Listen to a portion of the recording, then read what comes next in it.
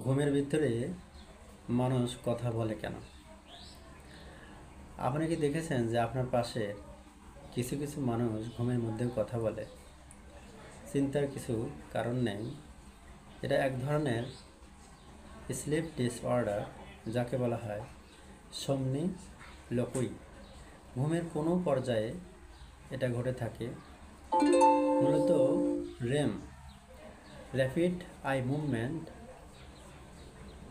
অথবা নন রেম, দুই স্টেজেই এমনটা ঘটতে পারে। এই দুই স্টেজে অনেকটা মস্তিষ্ক সক্রিয় থাকে, যার কারণে এমনটি হয়।